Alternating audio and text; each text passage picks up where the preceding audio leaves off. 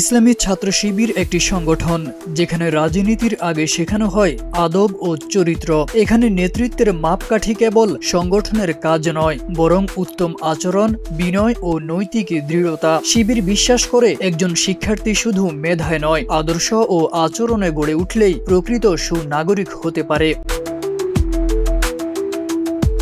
এই আদর্শের বাস্তব প্রতিচ্ছবি যেন হয়ে উঠেছেন ডাকসু ভিপি সাদিক কায়েম, লাল সবুজের পতাকার এক নীরব রত্ন, জুলাই বিপ্লবের এক অনালোচিত নায়ক। তার পাশে ছিলেন ডাকসুর জিএস, রাঙামাটির ছেলে ফরহাদ, দুই তরুণ, দুই দৃষ্টান্ত। সাম্প্রতিক এক মুহূর্তে যখন বিএনপির সিনিয়র যুগ্ম মহাসচিব রুহুল কবির রিজভীর হাতে হাত রেখে এগিয়ে যান ভিপি সাদিক কায়েম, সেই দৃশ্য যেন নীরব ভাষায় বলে দিল, রাজনীতির ঊর্ধ্বে এখনো মানবতা টিকে আছে।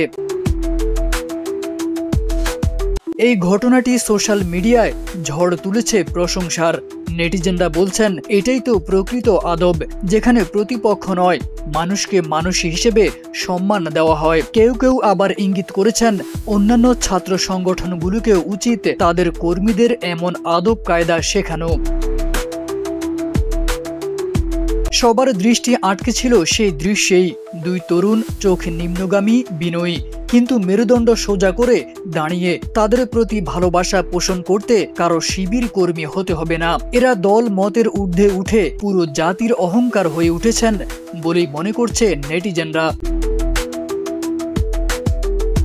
ঢাকা বিশ্ববিদ্যালয় কেন্দ্রীয় ছাত্র সংসদ ডাকসু আয়োজিত লগি বৈঠার লাশ তন্ত্র থেকে আওয়ামী ফেসিবাদের উত্থান 28 অক্টোবর প্রেক্ষিতে শীর্ষক আলোচনায় অংশ নেন রুহুল কবির রিজভী, যেখানে 2006 সালের 28 অক্টোবরের মর্মান্তিক ঘটনাকে আওয়ামী ফেসিবাদের প্রথম বহিঃপ্রকাশ হিসেবে আখ্যা দেন অংশগ্রহণকারীরা।